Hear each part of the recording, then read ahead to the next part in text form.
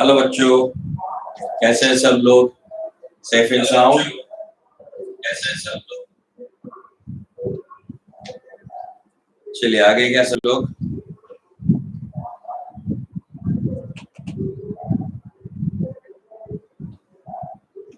आप लोग मुझे सुन पा रहे हो?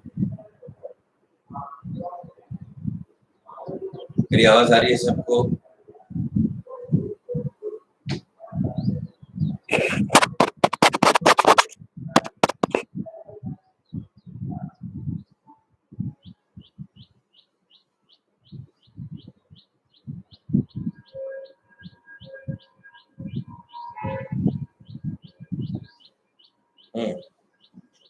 ओके।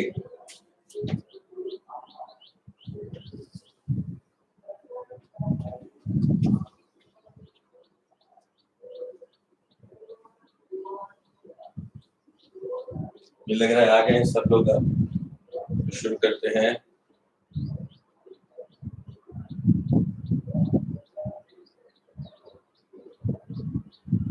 ठीक है, चलिए। कल हमने आप लोगों को एक ग्राफ ड्रॉ करने के लिए बोला था, ग्राफ बनाने का बोला था। कई लोगों ने कोशिश किया है, कई लोगों ने आंसर्स भी सही दिए हैं, मगर ग्राफ मुझे अब तक एक भी सही नहीं मिला है। जिन लोगों ने कोशिश किया था उसमें से ग्राफ नहीं बनाया। खैर, अभी भी आपके पास आज का दिन है। मैंने बोला था 2 दिन दूंगा मैं आपको इसको सॉल्व करने के लिए। आज भी आप मुझे आंसर बता सकते हो, ठीक है? कल हम वो डिस्कस करेंगे। ओके, नाउ चलो आज एक नया टॉपिक शुरू करते हैं। कल हमने आपको अलग अलग ग्राफ बताए थे, जैसे कि vapour pressure versus mole fraction in solution, vapour pressure versus mole fraction in vapour phase, ठीक है?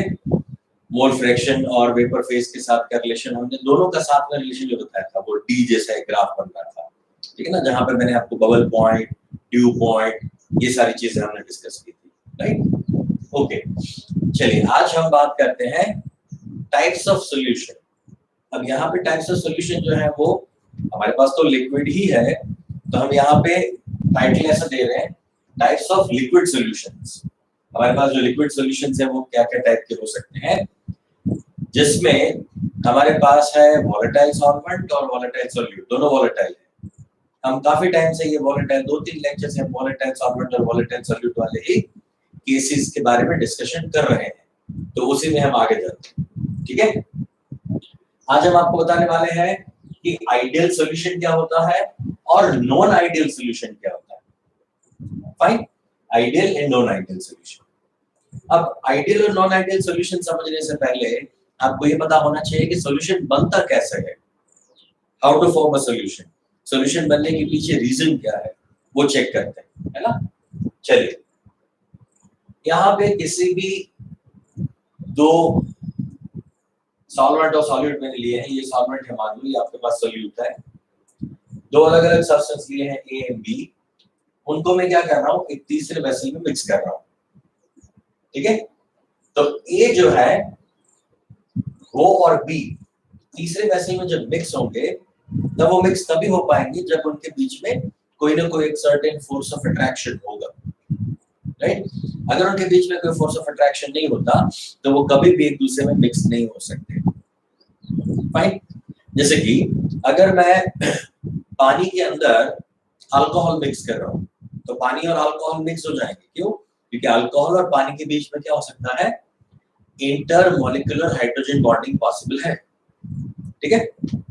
जबकि पानी में मैं ऑयल मिक्स नहीं कर सकता, पानी में ऑयल मिक्स नहीं कर सकता मैं, क्योंकि पानी और ऑयल जो इसके बीच में क्या होता है, कोई फोर्स ऑफ अट्रैक्शन नहीं है, सिर्फ van der Waals force of attraction है, मगर वो इतना ज्यादा स्ट्रांग नहीं है जिससे ऑयल और पानी जो है वो कंप्लीटली मिक्सिबल हो जाए या फिर होमोजेनियस मिक्सचर बना ले। हो सकता है पानी और तेल का सॉल्यूशन बना सकते हो, मगर बहुत ही कम अमाउंट में। आप उसको एकदम से शेक करके वापस थोड़ी देर रखोगे ना तो ऑयल और पानी का लेयर जो है वो अलग हो जाएगा, ठीक है ना, आप उसको सेपरेट देख सकते हो कि ये दोनों पानी और ऑयल यहाँ से अलग हो रहे हैं, राइट। तो ये होने के पीछे रीजन है कि उसके बीच में जो इंटरमॉलिक्यूलर इंटरेक्शन है, इंटरमॉलिक्यूलर फोर्स ऑफ अट्रैक्शन है, वो क्या है, बहुत ही कम है, नेग्लिजिबल, इसलिए उसका हम सॉल्यूशन नहीं बना सकते। फाइन, चलिए अब देखते हैं कि अगर कोई ऐसा सॉल्यूशन है जिसमें ए है और बी है, तो ए और बी में क्या हो सकता है, तो हम यहाँ पे दिखा सकते हैं कि ए जो है प्योर ए, उसके मॉलिक्यूल्स के बीच में भी क्या होता है, एक इंटरेक्शन होता है, ए इंटरेक्शन होता है, जबकि बी में भी क्या होता है, बी इंटरेक्शन होता है, राइट। इसको हम बोलेंगे फोर्स ऑफ अट्रैक्शन, एफओए बोलेंगे इसको शॉर्ट फॉर्म में, फोर्स ऑफ अट्रैक्शन। कुछ फोर्स ऑफ अट्रैक्शन होता है, इसी वजह से तो क्या होता है, वो एक दूसरे के साथ जुड़े रहते हैं या फिर लिक्विड फॉर्म में होते हैं। अगर उनके बीच में मान लो फोर्स ऑफ अट्रैक्शन है ही नहीं, फोर्स ऑफ अट्रैक्शन ही नहीं है, तब तो ये कभी भी लिक्विड फॉर्म में रहेंगे नहीं, वो हमेशा कहाँ चले जाएंगे, वेपर फॉर्म में ही होंगे, राइट। तो इस तरह से क्या होता है, ए के बीच में एक फोर्स ऑफ अट्रैक्शन है, ए के बीच में, और बी के बीच में भी क्या है, एक फोर्स ऑफ अट्रैक्शन है। अब मैं जब सॉल्यूशन बना रहा हूं, तो सॉल्यूशन में भी ए और बी के बीच में भी कुछ ना कुछ इंटरेक्शन होगा, ओके। अगर उससे पहले जब ये सॉल्यूशन बन रहा है, जब ये दोनों मिक्स कर रहे हैं हम, तब क्या होता है, तब ए और बी के बीच का फोर्स ऑफ अट्रैक्शन जो है वो हमें ब्रेक करना पड़ता है। ये बहुत स्टैंडर्ड प्रोसीजर है, ये स्टैंडर्ड मेथड है, कभी भी दो सॉल्यूशन मिक्स करते हो तो यही चीजें होती है। तो पहले क्या होता है, ए और ए के बीच का फोर्स ऑफ अट्रैक्शन जो है वो ब्रेक होता है। आप जानते हो कि किसी भी चीज के बीच में अट्रैक्शन है, उसको ब्रेक करना तो क्या करना पड़ता है, आपको हीट उसमें ऐड करनी पड़ती है, यानी हम उसको क्या करते हैं, गर्म करते हैं, यानी ये रिएक्शन जो है वो क्या हो जाएगा, यहाँ पे हीट को एब्सॉर्ब करेगा, एंडोथर्मिक रिएक्शन होगा। यहाँ भी वही होगा, यहाँ भी बी और बी के इंटरेक्शन को तोड़ने के लिए या फोर्स ऑफ अट्रैक्शन को तोड़ने के लिए मुझे क्या करना पड़ेगा, हीट ऐड करनी पड़ेगी। जब आप उसमें हीट ऐड करोगे तब क्या हो जाएगा, बी और बी के मॉलिक्यूल्स के बीच में बॉन्ड जो है वो ब्रेक हो जाएगा, बॉन्ड इन द सेंस जो फोर्स ऑफ अट्रैक्शन है वो ब्रेक हो जाएगा, राइट। अब जब मैंने इसको दोनों को तीसरे वेसल में मिक्स कर दिया, तब क्या होगा, ए और ए के बीच का इंटरेक्शन जो है वो बी की वजह से टूट गया, बी और बी के बीच का इंटरेक्शन जो है वो ए की वजह से टूट गया। मगर तीसरे वेसल में आते ही क्या हो जाता है, ए और बी के बीच में कुछ इंटरेक्शन होना शुरू हो जाता है, और ये इंटरेक्शन जो है वो किसकी वजह से है, it's a formation kind of interaction, ये है फॉर्मेशन। तो जब कोई भी चीज यानी कोई भी अट्रैक्शन से कोई दो चीजें जुड़ जाती है, तो उस दौरान क्या होता है, हीट रिलीज होती है, मतलब कि एनर्जी जो है वो रिलीज होती है, ठीक है। तो ये ए बी इंटरेक्शन और ए बी इंटरेक्शन में भी ये फॉर्मेशन है, तो तब हीट रिलीज होगी। अब हमारे पास दो केसेस हैं, दो केसेस कौन कौन से हैं। पहला केस तो ये है कि ए बी इंटरेक्शन और बी बी इंटरेक्शन को तोड़ने के लिए हमें कुछ हीट की रिक्वायरमेंट है, और जब ये फॉर्मेशन होता है तब यहाँ से हीट जो है वो कुछ रिलीज होती है। अगर मान लो कोई ऐसी कंडीशन है जहां पे केस 1 बन रहा है जिसमें ए इंटरेक्शन, बी बी इंटरेक्शन और ए बी इंटरेक्शन, ये तीनों सेम है, तीनों इक्वल है, तीनों अगर इक्वल है तब उसको क्या बोला जाता है, आइडियल सॉल्यूशन बोला जाता है। तब उसको बोला जाएगा, क्या बोला जाएगा, आइडियल सॉल्यूशन बोला जाएगा, ठीक है। तो ए इंटरेक्शन, बी बी इंटरेक्शन और ए बी इंटरेक्शन सेम है, तो हमारा आइडियल सॉल्यूशन है। तो आइडियल सॉल्यूशन के लिए हम क्या ऐसे पॉइंट्स दे सकते हैं, 3-4 पॉइंट्स हमें देने हैं, तो क्या ऐसे पॉइंट्स हम दे सकते हैं कि किसको आप आइडियल सॉल्यूशन बोलोगे। तो नंबर 1, पहला पॉइंट हम ये लिख सकते हैं कि ए बी बी और ए बी इंटरेक्शन क्या हो, सेम हो जाए। एक तो हम ये बता सकते हैं कि वो सेम हो जाना चाहिए। दूसरा, आइडियल सॉल्यूशन किसको बोला जाए, तो जब दो कंपाउंड्स मतलब प्योर ए और प्योर बी, इसके बीच में जो फोर्स ऑफ अट्रैक्शन है, मतलब ए का और बी का जो है वो क्या हो, ऑलमोस्ट सिमिलर हो, प्लस उनका जो साइज है, साइज ऑफ जो मॉलिक्यूल है या साइज ऑफ जो कंपाउंड है वो सिमिलर होना चाहिए, वो सेम होना चाहिए। मतलब कि अगर कोई एक चीज जो है वो, मान लो ये मेरे पास है मिथेनॉल और सामने मैं ले रहा हूं यहाँ पे इथेनॉल, तो ये इसका हायर होमोलोग है। हायर होमोलोग है तो डिफरेंस कितना होता है? सिर्फ एक CH2 का डिफरेंस है, प्लस इस मीथेन के मॉलिक्यूल खुद के साथ जो हाइड्रोजन बॉन्डिंग करते हैं उतना ही हाइड्रोजन बॉन्डिंग ये इथेनॉल खुद के मॉलिक्यूल के साथ करता है, और जब इनको मिक्स कर दिया जाएगा तब भी वही कहानी होगी। ठीक है, तो ये इथेनॉल और मिथेनॉल जो है वो क्या है? हायर होमोलोग्स है। मिथेनॉल से इथेनॉल जो है वो एक हायर होमोलोग है। तो जनरली ऐसे कंपाउंड्स जो होमोलोग्स हो, मतलब कि methanol ethanol, ethanol propanol, propanol butanol, ये सारे जो है वो क्या है? होमोलोग्स हैं। तो ये हायर होमोलोग, मान लो आप इथेनॉल ले रहे हो, इथेनॉल में प्रोपेनॉल भी हो सकता है या फिर इथेनॉल के साथ मिथेनॉल भी यूज करा जा सकता है। Are you getting a point? एक हायर होमोलोग है प्रोपेनॉल, एक लोअर होमोलोग है इथेनॉल। मान लो आपके पास है इथाइल क्लोराइड CH3CH2Cl, तो उसके साथ ले सकता हूं प्रोपाइल क्लोराइड या फिर मिथाइल क्लोराइड, दोनों ले सकते हो। अच्छा, ये भी कर सकते हैं इथाइल क्लोराइड के साथ इथाइल ब्रोमाइड। वापस देखो, इथाइल क्लोराइड के साथ इथाइल ब्रोमाइड, ये भी एक आइडियल सॉल्यूशन बनाता है। क्यों?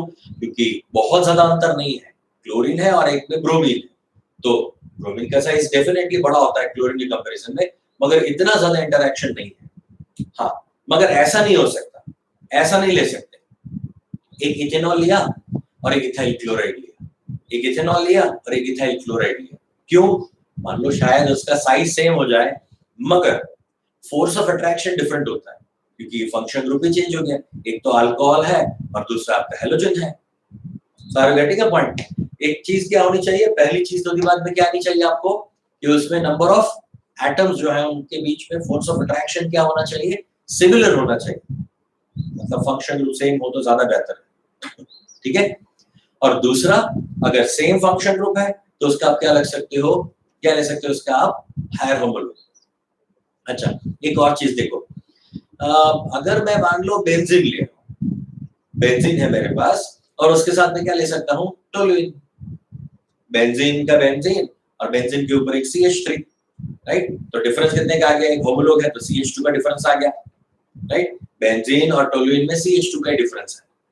ठीक है, तो टोटल नंबर ऑफ कार्बन जो चेन है या फिर जो रिंग है वो रिंग तो उतना ही रहता है 6 मेंबर, एक ऊपर बस एक CH3 आ गया, राइट? सो अल्टीमेटली एक CH2 का डिफरेंस आया, तो वो भी क्या है? आइडियल सॉल्यूशन है।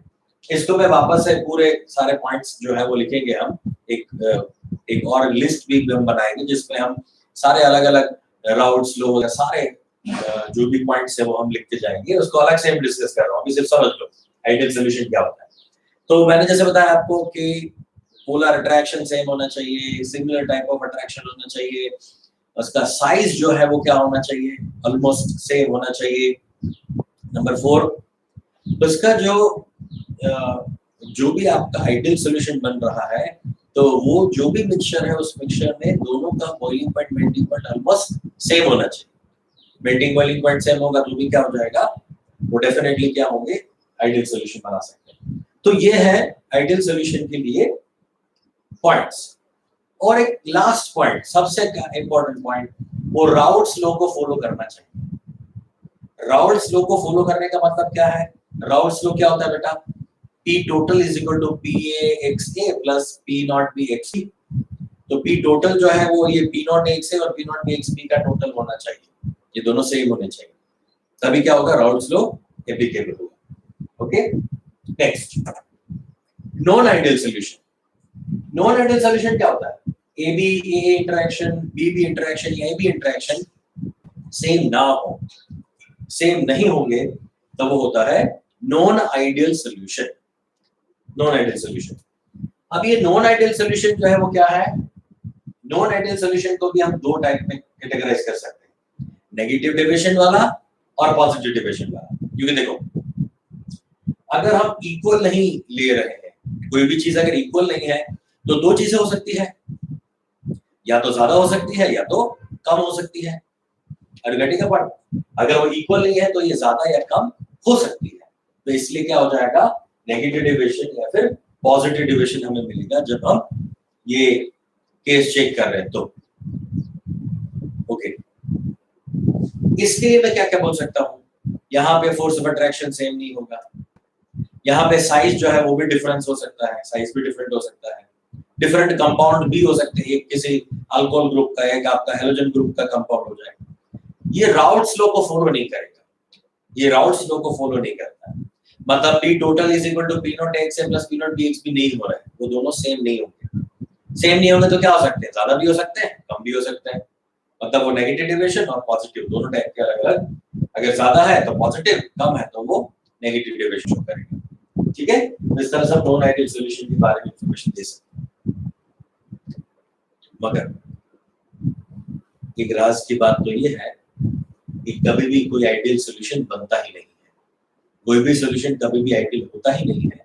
हम आइडियल सॉल्यूशन को, ये जो एग्जांपल्स मैंने दिए आपको कि एक होमोलॉग जो है, हायर होमोलॉग या लोअर होमोलॉग वाला, ये सारे एग्जांपल्स हम कोट कर सकते हैं जिनमें ए बी टाइप का जो इंटरेक्शन है वो ऑलमोस्ट सिमिलर है, ऑलमोस्ट सिमिलर है, वो सेम नहीं है, ऑलमोस्ट सिमिलर है। तो इसको हम अगर और ज्यादा अच्छे तरह से बताना चाहते हैं तो हम ऐसा बोल सकते हैं if AA, BB and AB type of interaction is similar somewhat, that is known as ideal solution. Is it okay? Right? तो उसको हम ideal solution बोलेंगे। मगर हमारे लिए हमें जो भी क्वेश्चंस अब तक दिए, हमने जो अभी तक क्वेश्चन जो भी किए हैं, वो सारे क्वेश्चंस में हमने यही मान के चला है कि ये आइडियल सॉल्यूशन है। कल मैंने जो फ्रैक्शन डिस्टिलेशन बताया था, तो उस फ्रैक्शन डिस्टिलेशन को तभी हम अप्लाई कर सकते हैं जब हमारा सॉल्यूशन आइडियल हो। बोले तो ए और बी जो हमने मिक्स किए थे, उन दोनों का वेपर प्रेशर अलग अलग था, दोनों का वोलेटाइल नेचर अलग अलग था, मगर वो आइडियल सॉल्यूशन बनाते होने चाहिए। तभी क्या हो सकता है, वो फ्रैक्शन डिस्टिलेशन का पार्ट हो सकता है। अगर आइडियल सॉल्यूशन नहीं है तो उसका कभी भी फ्रैक्शन डिस्टिलेशन नहीं होता। एक ऐसा पॉइंट आता है जहां पे ए और बी का एक फिक्स्ड कंपोजिशन जो है वो तो रह जाता है, तभी उसको 100% सेपरेट नहीं कर सकते। ठीक है, तो ये क्लियर हुआ कैसे सॉल्यूशन बनाते हैं। इनके बीच का ए और बी के बीच का पहले तो फोर्स ऑफ अट्रैक्शन ब्रेक करना पड़ता है, जिसके लिए हमें हीट चाहिए। जब इसको मिक्स करोगे तब ये हीट जो है वो रिलीज होगी। अगर ये आइडियल सॉल्यूशन है तो समझना ये हीट एब्सॉर्ब भी नहीं होगी और हीट रिलीज भी नहीं होगी। ना तो हीट एब्सॉर्ब होती है, ना तो हीट रिलीज होती है, कुछ नहीं होता। इस वजह से क्या हो जाता है, ये वाला सॉल्यूशन जो है वो आइडियल सॉल्यूशन माना जाता है। ठीक है, तो ये पॉइंट जो है वो वापस 1 मिनट आप बराबर से इसको चेक करो और मैं इससे आगे बढ़ता हूँ वापस। चलिए, कोई क्वेश्चंस थे?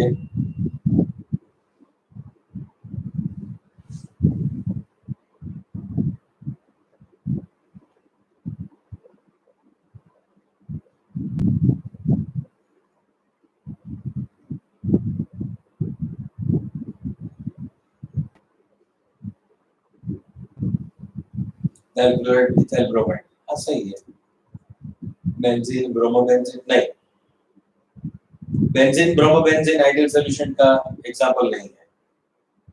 लेकिन बेंजीन ब्रोमोबेंजीन नहीं ले सकते क्योंकि वो उसका हायर होमोलॉग नहीं है और उसके बीच में इंटरेक्शन भी अलग अलग होता है, क्योंकि एक हैलाइड कंपाउंड है, एक अल्केन कंपाउंड, यानी एरोमेटिक अल्केन कंपाउंड, तो वो हम ऐसे नहीं ले सकते डायरेक्ट।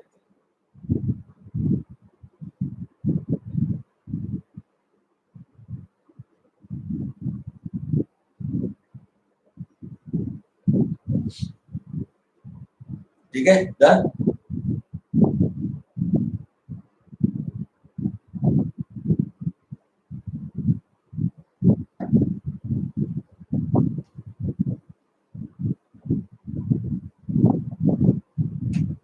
ओके, चलिए अब आइडियल सॉल्यूशन पे आते हैं। 1 बाय 1 दोनों केस डिस्कस करते हैं। आइडियल सॉल्यूशन वाला केस डिस्कस करते हैं और बाद में हम सेकंड केस में नेगेटिव पॉजिटिव दोनों डिविजन चेक करते। चलो ये हटा देते हैं हम अभी।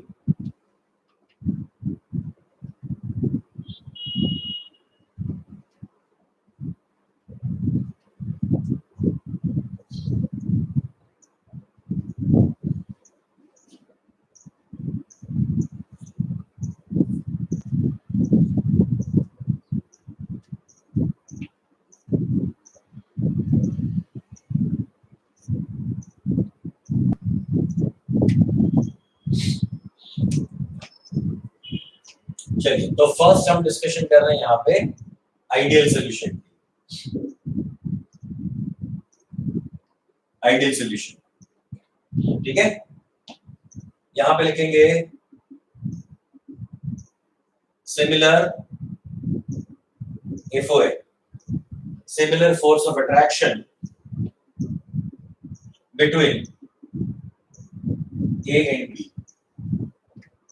Similar force of attraction between A and B, जिसको बोलेंगे हम आइडियल सॉल्यूशन। नंबर 2, सेकेंड हम आइडियल सॉल्यूशन कब बोलेंगे, जब size of compounds are similar. हम सिमिलर ही बोल सकते हैं क्योंकि सेम नहीं बोलेंगे, क्योंकि कभी भी किसी का सही शेप या फिर फोर्स ऑफ अट्रैक्शन सेम नहीं होता, तो इसका हम साइज के कंपैरिजन में भी बोल सकते हैं। तो एक और चीज भी बोल सकते हैं, it should follow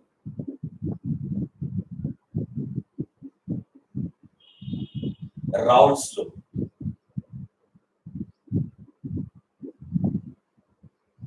it should follow Raoult's law.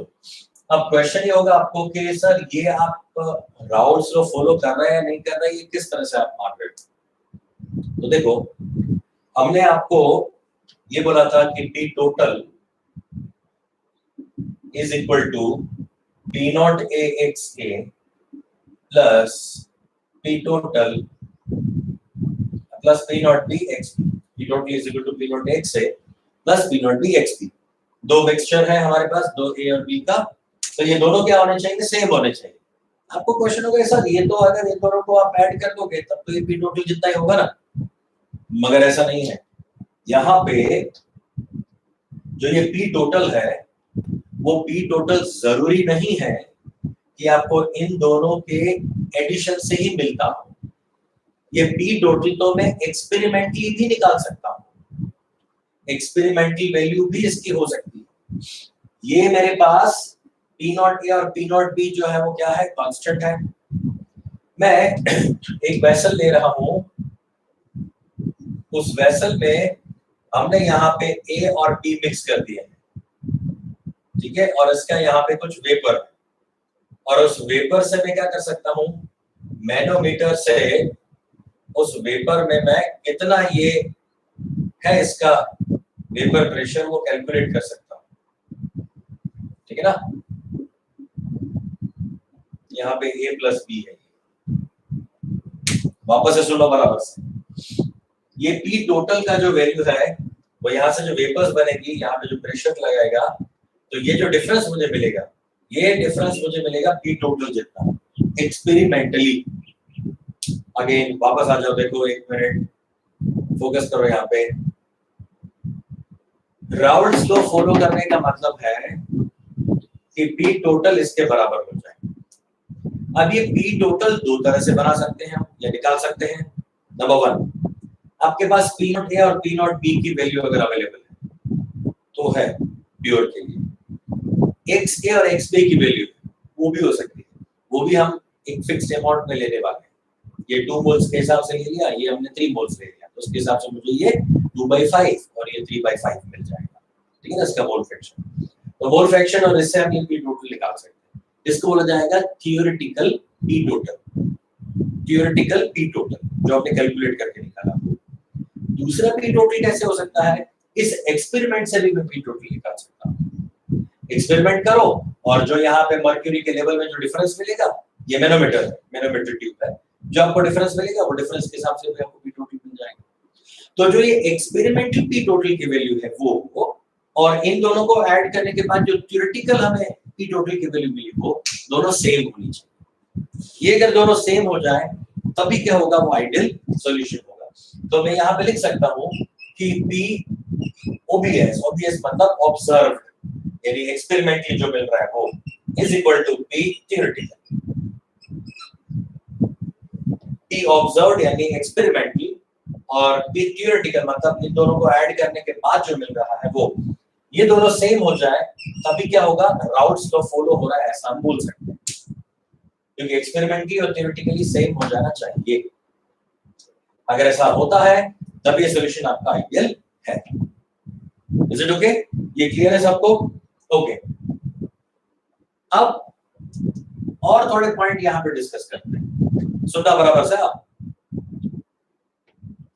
यहां पे एक पॉइंट पे डिस्कस करने जा रहा हूं। फर्स्ट पॉइंट हम डिस्कस कर रहे हैं, जैसे हमने ये वाला बताया कि P total is equal to P naught A x A plus P naught B x B, मतलब कि PA is equal to P naught A x A and PB is equal to P naught B x B। ये तो है ही है। Second point अब सुनना बराबर से, delta V mixing. Delta V mixing मतलब आपने जब दोनों लिक्विड्स को अलग अलग वेसल में रखा था तब उसका कुछ वॉल्यूम था, अब वो दोनों को मिक्स करने के बाद भी मुझे कुछ वॉल्यूम मिलेगा।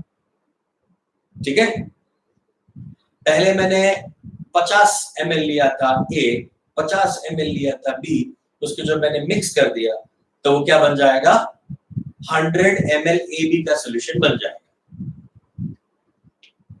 एग्री? अगर 100 ml सॉल्यूशन बन गया टोटल मिक्सचर, तो डेल्टा V मिक्सिंग क्या होता है? डेल्टा V मिक्सिंग का मतलब होता है volume before mixing minus after mixing. इसका मैं डिफरेंस किया, before mixing and after mixing. Before mixing क्या होता है, ए का कुछ वॉल्यूम, बी का कुछ वॉल्यूम, मिक्स करा, अब मिक्स करने के बाद टोटल वॉल्यूम मिलेगा। अगर ये 50 था, 50-50 के दो सॉल्यूशंस थे, तो ये 100 था और मिक्स करने के बाद भी वो क्या हो गया, 100 हो गया। मतलब डिफरेंस मुझे क्या मिला, 0। डिफरेंस मुझे क्या मिला, 0। Delta V mixing is equal to क्या मिल गया मुझे, 0 मिल गया। ठीक है, तो डेल्टा V मिक्सिंग की वैल्यू अगर 0 है, डेल्टा V का मतलब है चेंज इन वॉल्यूम की अगर वैल्यू 0 है तो उसको बोला जाएगा आइडियल सॉल्यूशन। तो किसी को शायद एक क्वेश्चन हो सकता है कि सर वो तो हमेशा वही होता है ना, किसी भी दो लिक्विड को मिक्स करोगे तो टोटल वॉल्यूम तो 100 ही होता है ना। ऐसा नहीं होता, ऐसा कभी नहीं होता। क्यों? क्योंकि हम जो कैलकुलेशन करते हैं वो हमेशा आइडियल सॉल्यूशन को ध्यान में रख के किया जाता है, या अब तक किया जाता था। मगर अब आपको ये पता चलेगा कि दो लिक्विड्स को मिक्स करने पे ऐसा जरूरी नहीं है कि टोटल वॉल्यूम उन दोनों के इंडिविजुअल वॉल्यूम का सम हो जाए। वैसा क्यों? देखो एक सिंपल सा इसके लिए एग्जांपल बताता हूं। मान लीजिए मैंने पानी लिया और मैंने सल्फ्यूरिक एसिड का सॉल्यूशन लिया, तो जब पानी और सल्फ्यूरिक एसिड को मिक्स करूंगा मैं, तो क्या हो जाएगा, पानी और सल्फ्यूरिक एसिड जो है बहुत विगरस रिएक्शन करते हैं। बहुत विगरस रिएक्शन करने की वजह से क्या होती है, उसमें हीट प्रोड्यूस होती है, तो हीट निकलती है बाहर, सॉल्यूशन में से हीट निकलती है। अब हीट अगर उस सॉल्यूशन से बाहर निकल गई, मतलब एक्सोथर्मिक रिएक्शन कर रही है, तो आपका सॉल्यूशन क्या हो जाएगा, ठंडा हो जाएगा। वापस से सुनो, बराबर से सुन लो, ध्यान दो। यहाँ पे अगर मैंने दो लिक्विड्स को मिक्स किया और रिएक्शन एक्सोथर्मिक हो रही है, सुनना बराबर से, एक्सोथर्मिक हो रही है, यानी सॉल्यूशन से हीट जो है वो क्या हो रही है, इवॉल्व हो रही है, तो सॉल्यूशन को क्या करेगा, ठंडा करेगा। सॉल्यूशन ठंडा हो गया मतलब उसका वॉल्यूम क्या हो गया, कम हो गया। कोई चीज ठंडी होती है तो उसका क्या हो जाता है, वॉल्यूम कम हो जाता है। गर्म होती है तो क्या होता है, उसका वॉल्यूम बढ़ जाता है।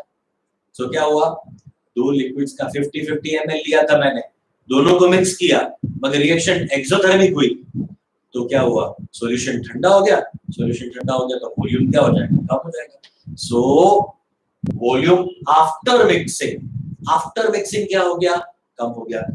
आफ्टर मिक्सिंग कम हो जाएगा, मतलब बिफोर मिक्सिंग और आफ्टर मिक्सिंग का डिफरेंस कभी जीरो नहीं आता, कभी जीरो नहीं आता। ये समझा सबको बराबर से, राइट।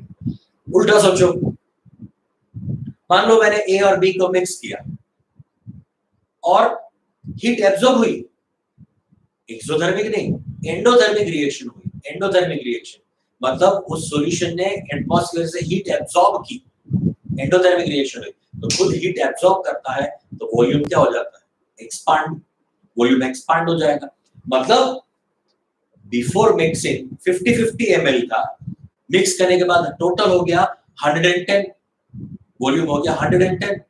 तो ये क्या हो जाएगा यहाँ पे 110, तब भी डेल्टा V का वैल्यू कभी आपको जीरो नहीं मिलेगा। ये मैंने मोड में रखा है, उसको मोड में रखा है, मतलब डिफरेंस आपको क्या लेना है, हमेशा पॉजिटिव ही लेना है, क्योंकि दो चीजों का वॉल्यूम जो है कभी नेगेटिव नहीं हो सकता ना।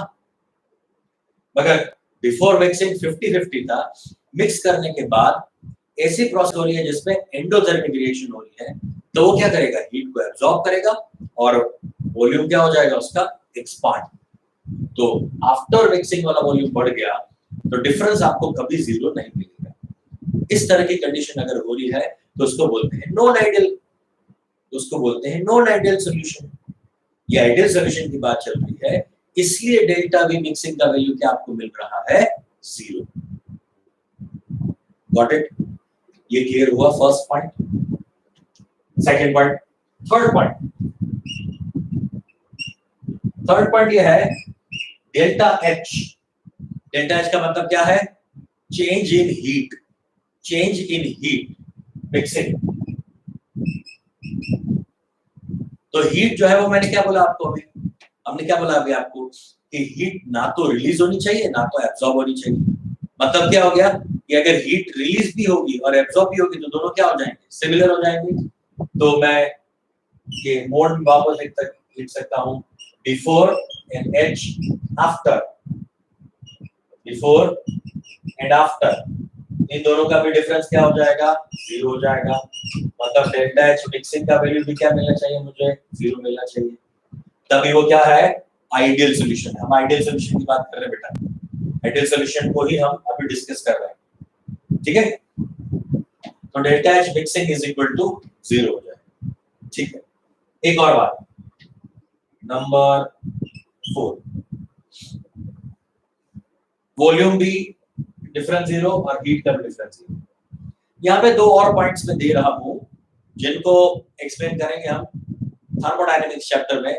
जब हम थर्मोडायनेमिक्स चैप्टर ले रहे हैं इसके बाद तब डिस्कस करेंगे वहां पे। तो अभी आप सिर्फ एक चीज याद रख लो, डेल्टा S मिक्सिंग, इसको बोला जाता है चेंज इन एंट्रोपी। इसको बोलते हैं चेंज इन एंट्रोपी, इसको बोलते हैं चेंज इन एंट्रोपी। और दूसरा मैं दे रहा हूं यहाँ पे डेल्टा G मिक्सिंग, इसको बोलेंगे change in gives free energy.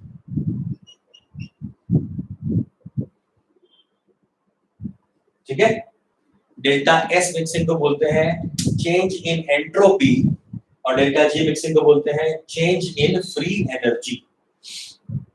अभी एंट्रोपी क्या होता है, entropy is a randomness, is a measurement of randomness. Randomness बोले तो अगर हमने सिंपल वे में अगर समझना है तो मान लो क्लासरूम के अंदर 50 बच्चे बैठे हुए हैं, हमारे पास 10 बेंचेस हैं, 10 बेंचेस हैं और 10 एक बेंच पे हम 5-5 बच्चों को बिठा सकते हैं। तो टोटल हमारे क्लास की कैपेसिटी है 50 स्टूडेंट्स की, 50 बच्चे बैठ सकते हैं, ठीक है।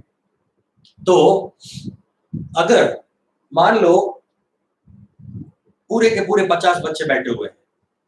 अब जब ब्रेक होता है 2 लेक्चर्स के बीच में, मान लो आपको 10 मिनट का 15 मिनट का ब्रेक मिल रहा है, तो उस 10 मिनट में या फिर 5 मिनट में जो भी एक शॉर्ट ब्रेक हमें मिल रहा है, तो सारे बच्चे जो बैठे हुए हैं उसमें से मान लो 50 बच्चे ऐसे थे, 50 बच्चे थे, उसमें से 5 बच्चे ऐसे हैं जिनको क्या हो रहा है, जिनको बाहर जाना है, पानी पीने जाना है या फिर वॉशरूम जाना है, तो वो खड़े होकर बाहर चले गए। तो क्या ऐसा जरूरी है, क्या ऐसा जरूरी है कि वो बच्चे एक ही बेंच से 5 लोग खड़े होंगे? क्या ऐसा जरूरी है कि जो 5-5 की 2 लाइन है बेंचेस की, तो वो सिर्फ यही 5 बेंच के फर्स्ट स्टूडेंट्स ही जाएंगे? नहीं, वो कहीं से भी जा सकते हैं। यानी एक बच्चा फर्स्ट बेंच से जाएगा, एक थर्ड बेंच से जाएगा, एक फिफ्थ बेंच से जाएगा, यहाँ से जाएगा, है ना, रैंडमली कहीं से भी वो जाते हैं। तो जितने ज्यादा बच्चे होंगे, जितने ज्यादा लोग बाहर जाएंगे, उतना ही रैंडमनेस बढ़ेगा। 1 2 3 4 5 बच्चे अलग अलग जगह से गए, तो रैंडमनेस क्या हो गई, बढ़ गई। तो हमेशा जब 2 चीजों को मिक्स किया जाता है तब भी उसकी रैंडमनेस बढ़ जाती है। फॉर एग्जाम्पल, अब ये 50 बच्चे हैं, दूसरे भी 50 बच्चे हैं दूसरे क्लास में भी, अब उनको एक बड़े क्लास में 100 बच्चों के क्लास में हम उसको भेज देते हैं। तो क्या ऐसा जरूरी है कि जो 5 बच्चे फर्स्ट बेंच में इस वाले क्लास में बैठे थे वही क्लास में वही फर्स्ट बेंच पे जाके बैठेंगे? जरूरी नहीं है। वो क्या हो जाएगा, रैंडम हो जाएगा, दोनों एक दूसरे के साथ मिक्स होंगे तो रैंडमली बैठेंगे। ऐसा नहीं है कि वहां का फिक्स पार्ट यहाँ का फिक्स पार्ट वही बैठेगा जाके, नेवर, ऐसा कभी नहीं होता, वो रैंडमली बैठते हैं। तो हमेशा जब भी कोई प्रोसेस जो है वो होती है, मिक्सिंग हो गया या फिर इस तरह का कोई लोगों को साथ में मिला दिया, तो ये सारी चीजें क्या हो जाती है, एक रैंडमनेस बढ़ाती है, अव्यवस्था, रैंडमनेस को हिंदी बोलेंगे अव्यवस्था, अव्यवस्था बढ़ जाती है, पूरा रैंडमनेस बढ़ जाता है। तो जब रैंडमनेस बढ़ता है तो हमेशा ये डेल्टा एस मिक्सिंग, किसी के 2 सॉल्यूशन को मिक्स किया जाए तो डेल्टा एस मिक्सिंग का वैल्यू जो है, डेल्टा एस मिक्सिंग जो है वो हमेशा क्या होता है, इंक्रीज होता है। ये आपका अगर आइडियल सॉल्यूशन है तब भी, नॉन आइडियल सॉल्यूशन है तब भी, नॉन आइडियल में भी नेगेटिव और पॉजिटिव दोनों टाइप के डेविएशन में ये वाली जो वैल्यू है वो क्या रहेगी, हमेशा ज्यादा ही रहेगी। रैंडमनेस हमेशा बढ़ती है जब 2 चीजों को मिक्स किया जाता है, इसको बोलते हैं रैंडमनेस या फिर एंट्रोपी। ठीक है, okay. Free energy, free energy जब 2 चीजें मिक्स होती है अपने आप, जो है एक दूसरे को एक क्लास में दूसरे क्लास में बच्चों को अगर भेज दिया जाए तो उनका जो फ्री एनर्जी है वो फ्री एनर्जी क्या होता है, कम हो जाता है। फ्री एनर्जी बोले तो द एनर्जी स्टोर्ड और the energy required for the maximum work, the energy required for the maximum work, मतलब कि आपके पास जो स्टोर्ड एनर्जी है, हम 50-50 बच्चों को हमने 2 क्लास में बिठा के रखा था, तो अभी उनके पास एक एनर्जी फिक्स्ड है, मान लो सबके पास एक फिक्स्ड एनर्जी है, सबके पास 1000 किलो कैलोरी जितनी एनर्जी है, 1000 किलो कैलोरी जितनी एनर्जी है सबके पास। अब वो लोग वहां से खड़े होके दूसरे वेसल में या दूसरे या तीसरे क्लास में, ए और बी जो बैच के स्टूडेंट्स थे वो सी क्लास में बड़े क्लासरूम में आते हैं, तो क्या अब उनकी एनर्जी जो है वो 1000 कैलोरी रहेगी या 1000 किलो कैलोरी रहेगी? ना, कभी नहीं, वो एनर्जी खर्च होगी। क्यों? क्योंकि वो खड़े होके उस क्लासरूम तक आ रहे हैं, तब चल के आ रहे हैं, हाथ उसके हिल रहे हैं, ऐसे हिल रहे हैं, बातें कर रहे हैं, मतलब उसमें उसका एनर्जी जो है वो क्या होता है, हमेशा कुछ ना कुछ यूटिलाइज हो जाता है। तो वो बोला जाता है free energy, that energy which is used for the work, maximum work. हम वो वाली एनर्जी काउंट नहीं कर रहे हैं जो आपके हार्ट को चलाने के लिए काम करती है, जो आपके पूरे बॉडी के अंदर के जो भी बायोकेमिकल रिएक्शन चलाने के लिए काम करती है, उस एनर्जी को नहीं काउंट कर रहा हूँ मैं उसी एनर्जी को काउंट कर रहा हूँ जो एनर्जी आपको वॉकिंग करने के लिए लगती है, हाथ हिलाने के लिए लगती है, ऐसे मुंडी हिलाने के लिए लगती है, आंखें हिलाने के लिए लगती है, वो सारी जितनी भी एनर्जीज हैं वो सारी एनर्जी है वो हम वर्क करने के लिए यूज करते हैं, उसको कहा जाता है free energy. Do remember this. अभी ये सिंपल एग्जांपल्स याद रखो, उसका मैथमेटिकल टेक्निकल जो टर्म है, टेक्निकल जो चीज है वो हम आपको थर्मोडायनामिक्स चैप्टर में बताएंगे, वो आपके बोर्ड्स में 12th स्टैंडर्ड में है, हम वो चैप्टर वापस लेने वाले हैं क्योंकि वो काम कर चैप्टर। तो अभी के लिए ये चीज जो है वो याद रख लो कि यहाँ पे डेल्टा जी मिक्सिंग का वैल्यू हमेशा क्या होगा, 0 से कम, क्योंकि वो खर्च हो रही है, 0 से कम हो जाएगी। मगर डेल्टा एच मिक्सिंग का वैल्यू क्या रहेगा, हमेशा ज्यादा रहेगा, क्योंकि एंट्रोपी हमेशा बढ़ती है। ये आइडियल सॉल्यूशन के लिए भी यही होगा, नॉन आइडियल के पॉजिटिव नेगेटिव डिविजन के लिए भी यही होगा। Is it okay, right? चलिए वापस से फटाफट मैं इसको रिपीट कर देता हूं, एक बार वापस ध्यान दो। If the ideal solution is there, similar force of attraction between AB and AB, size of the compounds are similar, it should follow the Raoult's law. Now what is the Raoult's law? The observed total P and theoretical total P must be same. It should be same. For example, जैसे कि ये example जो था, P total is equal to P naught XA plus P naught BXP, इसका मतलब individual P naught A P naught B यानी TA plus P जो है, TA plus PB जो है, वो भी क्या होना चाहिए, ये दोनों सेम होने चाहिए, थियोरेटिकल एक्सपेरिमेंट दोनों। Number 2, delta V mixing, delta V mixing before or after mixing the total volume should be same. Initial 50-50 था, मिक्स कर दिया तो 100 हो गया, टोटल पहले भी 100 था, बाद में भी 100 हो गया, तो delta V mixing should be 0. Delta H mixing should be 0. Why? Because there is no adsorption or absorption or desorption of energy. This is not an exothermic or endothermic reaction. Otherwise, you can say the difference before and after heat of the solution should be same. Right? So delta H mixing should be 0. Delta S mixing is a change in entropy, is change in randomness. So always the things will be random if it is going on simultaneously or spontaneously by itself. कोई भी चीज जब अपने आप होती है ना, तो वो रैंडमनेस बढ़ा देती है। फॉर एग्जाम्पल, अगर आपको बोला जाए कि बेटा आप जो है खुद से ये चैप्टर कर लो, या फिर खुद से अभी प्रिपेयर करना शुरू कर दो, हम आपके ऑनलाइन लेक्चर्स नहीं ले रहे हैं, आपको आपकी तरफ से ही खुद से ही लेक्चर ले रहे हैं, ऐसा मान लो किसी ने बोला, ठीक है? तो क्या आप आज हमने जितने ये 10-12 जो लेक्चर्स हो गए, तो उतने ही लेक्चर का काम आप करे होंगे? नहीं, 100% सारे बच्चे वो नहीं करेंगे। शायद इसमें से 2 बच्चे या 3 बच्चे ऐसे होंगे जिन लोगों ने ये काम करा होगा, ठीक है? मगर हमने एक शेड्यूल फिक्स कर दिया कि हर रोज सुबह 8 बजे आपका केमिस्ट्री का लेक्चर है, तो फिक्स हो गया ना, तो आपका रैंडमनेस क्या हो गया, बहुत ही कम हो गया। राइट? प्रोबेबिलिटी है कि आपका रैंडमनेस रही ही ना, बहुत ही कम हो गया। राइट? सो वो है रैंडमनेस। तो हमेशा अपने आप होने वाली चीजों में रैंडमनेस बढ़ती है। तो पानी और आप अगर अल्कोहल को मिक्स कर रहे हो, तो अपने आप ही वो मिक्स हो रहा है, तो उसके लिए रैंडमनेस हमेशा बढ़ेगी। चेंज इन फ्री एनर्जी, तो फ्री एनर्जी मैंने बोला कि हमेशा वो कम होती है, क्योंकि वर्क करते वक्त एनर्जी जो है वो खर्च हो जाती है, इसलिए क्या होता है, फ्री एनर्जी कम हो जाती है। तो ये 5 पॉइंट बराबर से बेटा याद रखना, दिमाग में रखना। यही वापस 5 पॉइंट जो है वो हम नॉन आइडियल सॉल्यूशन के नेगेटिव पॉजिटिव डिविजन के लिए डिस्कस करेंगे। Is it okay? चलो फटाफट इसको 30 सेकंड दे रहा हूं मैं, एक बार देख लो जल्दी से।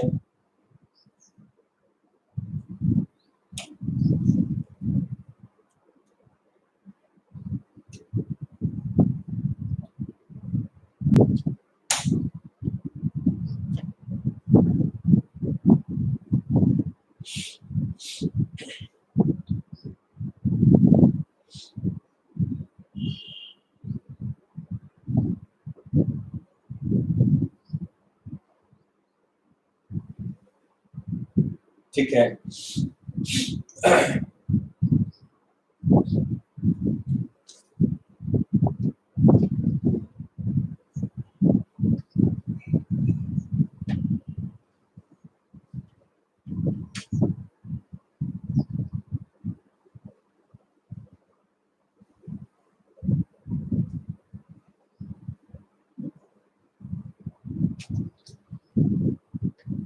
अब मैं यहाँ पे आपको आइडियल सॉल्यूशन के लिए एग्जांपल्स दे देता हूँ, और आइडियल सॉल्यूशन का जो ग्राफ है वो हम दिखा देते हैं। आइडियल सॉल्यूशन के एग्जांपल्स क्या क्या हो सकते हैं? तो जैसे अभी मैंने बताया कि हायर हर्बल जो है वो उसके एग्जांपल्स हैं। For example CH3 CH2Cl and CH3 CH2 ये एक एग्जांपल है इथाइल एंड प्रोपाइल। एक CH2 का डिफरेंस आ गया, इसमें CH2 ज्यादा है। अच्छा, ये भी हो सकता है जैसे अभी मैंने बताया था मिथेनॉल एंड इथेनॉल, ये भी इसका एग्जांपल है ना। अच्छा, इसमें भी एक CH2 का डिफरेंस है। यहाँ पे हमारे पास है ये बेंजीन और दूसरा है यहाँ पे टोल्यूइन,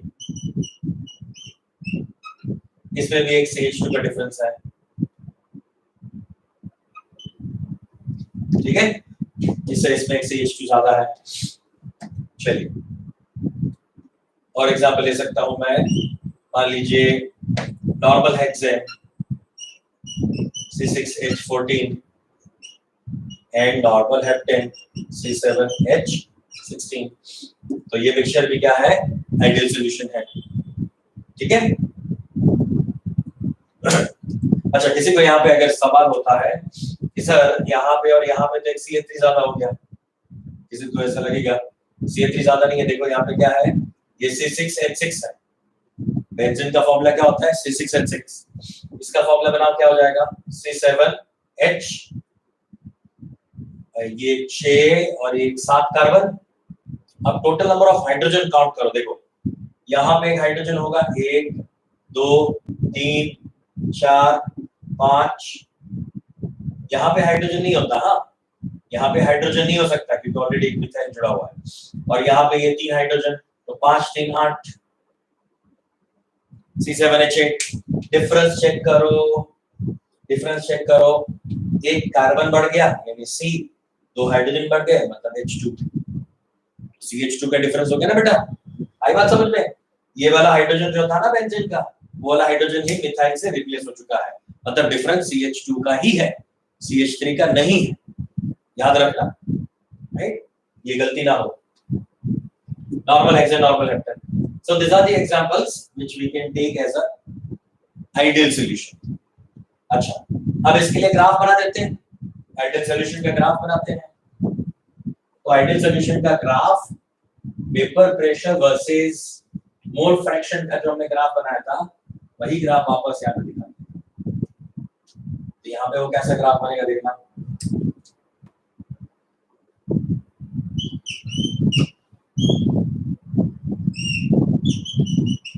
XA XB,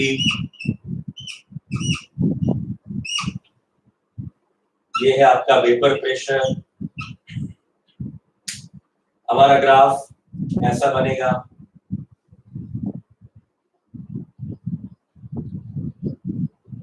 ये P0A और ये P0B और ये बन जाएगा ऐसा। तो ये जो ग्राफ है, ये ग्राफ किसका है, आइडियल सॉल्यूशन का ग्राफ है। स्ट्रेट लाइन जो आपको मिल रही है वो ऐसा शो कर रहा है कि ये आइडियल सॉल्यूशन, इंटरेक्शन उसका क्या है, सेम है। ठीक है, चलिए अब बात करते हैं नॉन आइडियल सॉल्यूशन के लिए। तो नॉन आइडियल सॉल्यूशन में पहले मैं सिर्फ नॉन आइडियल सॉल्यूशन की बात करता हूं।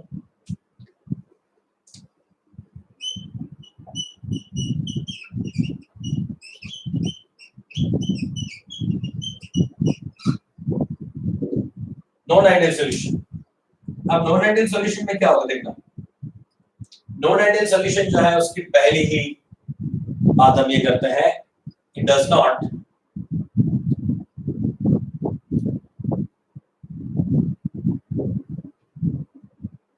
Follow Raoult's law. ठीक है, मतलब कि P total is equal to P0A XA plus P0B XB वाला जो हमारा फॉर्मूला था उसमें ये इक्वल साइन नहीं। इसका मतलब ये हो गया कि ऑब्जर्व्ड और थियोरेटिकली दोनों प्रेशर का वैल्यू क्या होगा, डिफरेंट। मतलब कि या तो प्रेशर बढ़ जाएगा मिक्सिंग के बाद, या तो प्रेशर बढ़ जाएगा या तो प्रेशर कम हो सकता है। नॉट इक्वल टू का मतलब क्या हो सकता है, ज्यादा या कम दोनों हो सकता है ना।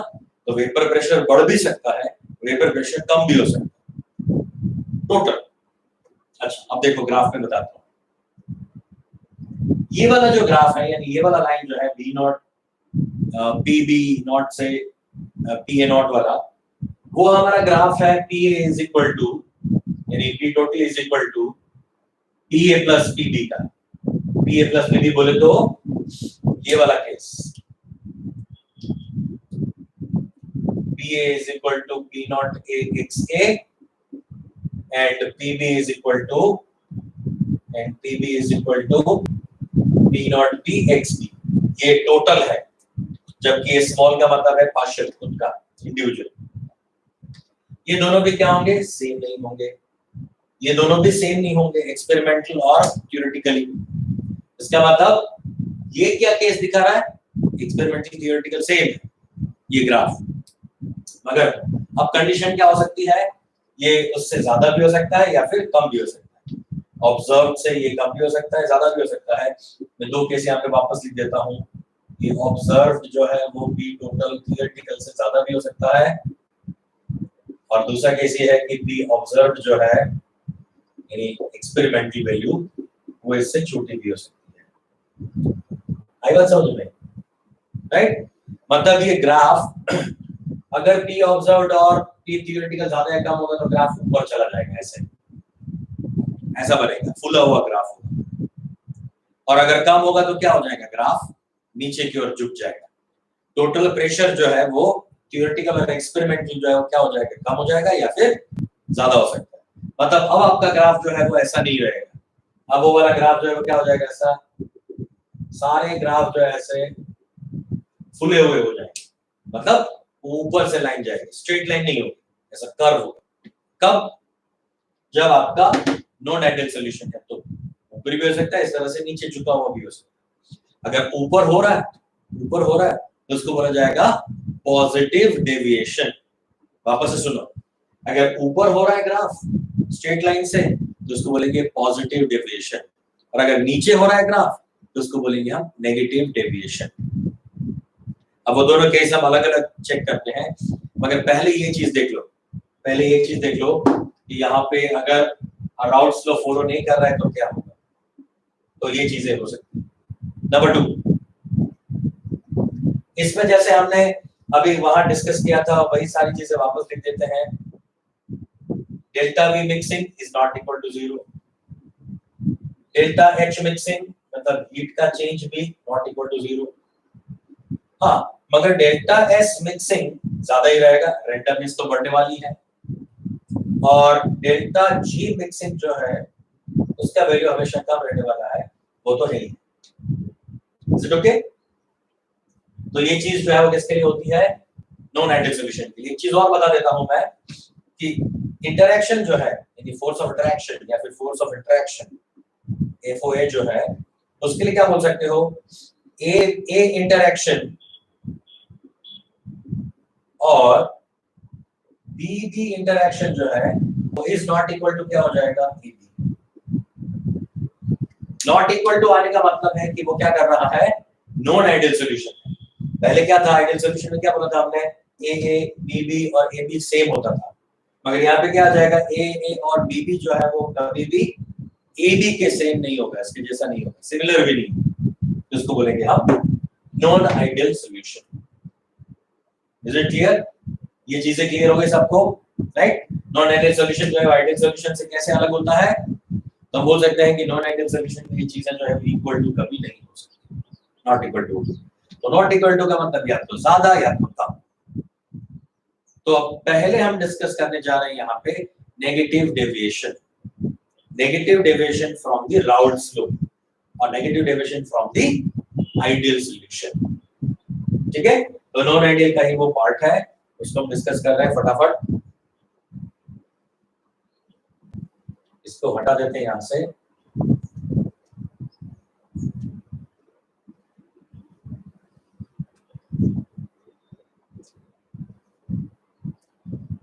नॉन आइडियल सॉल्यूशन में हम ए नेगेटिव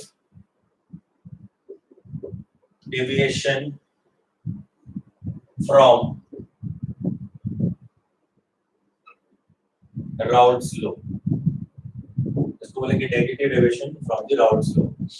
तो पहले ही एक चीज लिख लो कि ए और बीबी इंटरैक्शन जो है, ए और बीबी इंटरैक्शन जो है वो क्या हो जाएगा, ए बी इंटरैक्शन से कम हो जाएगा। नेगेटिव डेविएशन है ना, तो नेगेटिव में सारी चीजें क्या हो जाएगी, कम होती जाएगी। यानी ए बीबी इंटरैक्शन जो है वो ए बी इंटरैक्शन से कम हो जाएगा। अब सुनना बराबर, अब समझना वापस से। हम बात कर रहे हैं नेगेटिव डेविएशन की। तो नेगेटिव डेविएशन में वेपर प्रेशर कम हो जाता है। अब एक वापस से मैं डायग्राम बना के आपको दिखा रहा हूं। मेरे पास यहाँ पे सॉल्यूशन है ए बी सॉल्यूशन, ए है और ये बीच वाला जो है ये बी है, ठीक है। तो मेरे पास ये ए बी सॉल्यूशन है। अब सुनना बराबर से, हाँ, मैंने क्या बोला, ए इंटरैक्शन के और बी इंटरैक्शन के कंपैरिजन में ए बी इंटरैक्शन ज्यादा है। दोनों के कंपैरिजन, ये लो या ये लो, दोनों से वो ए बी इंटरैक्शन ज्यादा है। मतलब कि हमारे पास है, चलो एक एग्जांपल ये लेता हूं मैं, बहुत ही पॉपुलर एग्जांपल है, बहुत ही वेल नोन एग्जांपल है, क्लोरोफॉर्म एंड एसीटोन।